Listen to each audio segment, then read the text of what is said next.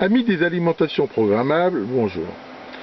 Aujourd'hui, je vais vous montrer la fonction timer enfin timer pour parler anglais, de l'alimentation Rigol DP832. Donc cette alimentation propose plein d'options rigolotes et intéressantes, et en particulier donc cette option timer que l'on va voir aujourd'hui. Pour y accéder, il suffit d'appuyer sur le bouton qui s'appelle timer. Et en fait, dans le timer, il y a encore 12 sous-fonctions possibles.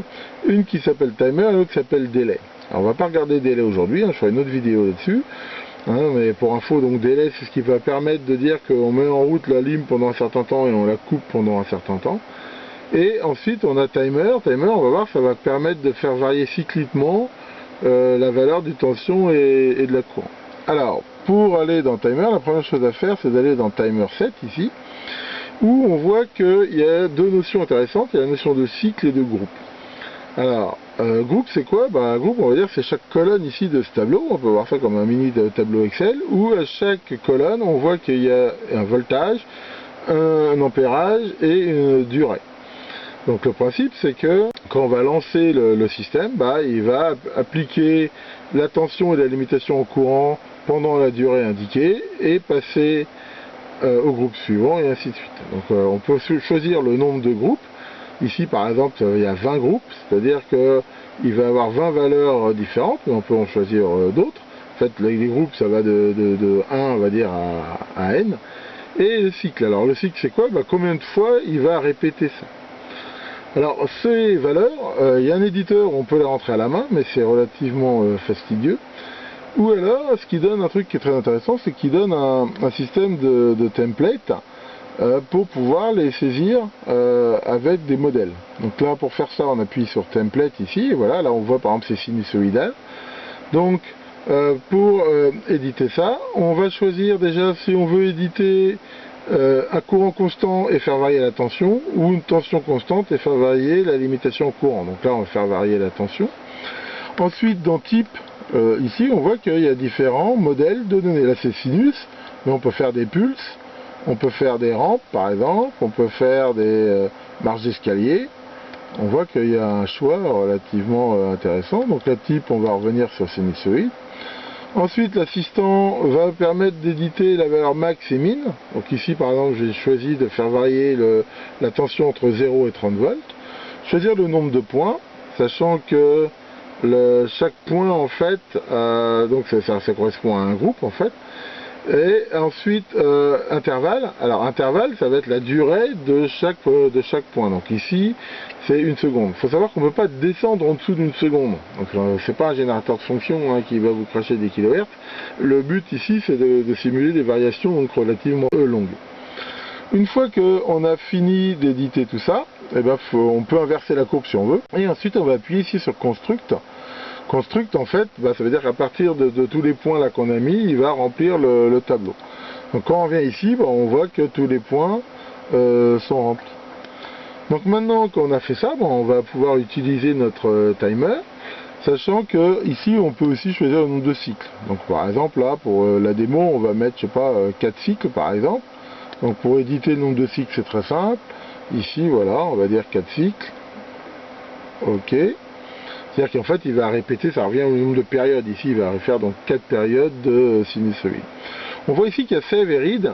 Alors ça, c'est super intéressant aussi, parce que ça veut dire qu'en fait, ces valeurs, si on veut, on peut les éditer dans un fichier texte, avec Excel ou un éditeur de texte, et via la clé USB, les sauver, ou les lire, ou les manipuler comme on veut, ce qui permet éventuellement de faire vraiment toutes les formes qu'on veut. Donc une fois qu'on a fait ça, on va mettre en route le système. Donc pour ça, on va faire timer on, OK, et dès qu'on va appuyer sur on, ça va se mettre en route. Alors il faut savoir que j'ai branché la sortie pour info sur ma charge électronique qui simule une résistance de 15 ohms. Alors allons-y, je mets en route. Et là, on voit que ça démarre. Alors il affiche un historique de ce qui se passe. Alors attention, ça se lit un petit peu à l'envers en fait, c'est au fur et à mesure, c'est un historique de la tension et du courant. Alors là c'est intéressant parce qu'il a démarré au milieu, mais comme j'ai une limitation de 1 ampère, on voit qu'au niveau de la tension et du courant, il va faire que les alternances en dessous, parce que dès qu'il veut passer dans la partie positive de la sinusoïde, bah, la limitation de courant rentre en fonction. Et d'ailleurs on le voit bien au niveau du courant du monitoring ici, ce qui fait que bah, en fait la tension ne dépasse jamais ici 15 volts, mais c'est à cause de la limitation de courant. Donc voilà, ici il affiche, en fait on voit un petit peu ce qui se passe grâce à ce graphique. Alors un truc que je trouve un peu dommage, c'est que il n'est pas auto-ajusté au niveau de son min-max. Fait que si on fait varier entre 0 et 1 volt par exemple, bah, la précision c'est toujours de 0 à 32 volts. Donc ça donne une idée, mais c'est vrai que c'est pas très précis au niveau de l'affichage. Donc voilà, on voit ça, donc ça peut durer éventuellement très longtemps.